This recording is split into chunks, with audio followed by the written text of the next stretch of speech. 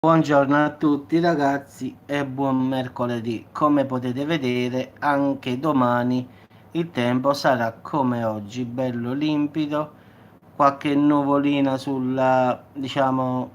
Genova va, ma poi in realtà tutta la penisola dell'Italia, un po' la punta della Puglia, qualche nuvola, pioggia, ma poi nel resto d'Italia, ragazzi, ci sarà il bel tempo, quindi anche sulla Sicilia, quindi sarà una giornata davvero ottima, come quella che stiamo vivendo oggi. Quindi dopo la nottata di pioggia che ha fatto, oggi, come avevano detto, ci sarà un tempo, diciamo, normale, un po' soleggiato, un po' nuvoloso, ma non pioverà da nessuna parte. Quindi oggi la giornata sarà così, nuvoloso un pochino, il sole, ma non pioverà.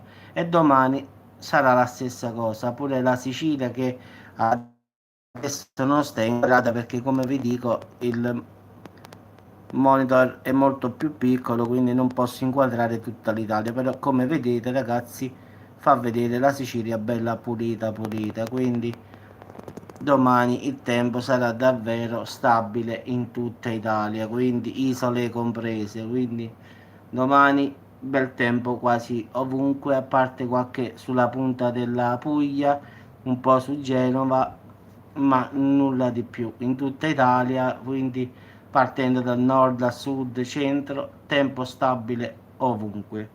Vi auguro buona giornata, buon inizio di giornata e quindi partiamo subito con il meteo per domani. Ciao Domitilla. Quindi domani il tempo ragazzi sarà perfettamente bello come oggi, quindi anche oggi la giornata sarà magnifica, a parte la pioggia di ieri e di stanotte, anche qui a Salerno ha fatto un sacco d'acqua stanotte, ho fatto il video verso la mezzanotte, fino alle 4-5 di stamattina ha fatto tanta acqua, poi stamattina è bel tempo, quindi devo parlare. E scrivi direttamente su... No, non possiamo nulla. Io non parlo con nessuno, sinceramente. Quindi è inutile che scrivi, che fai. Io so già chi sei, quindi è inutile proprio che dobbiamo parlare, non dobbiamo parlare. Ma non mi interessa, io non do spiegazioni a nessuno.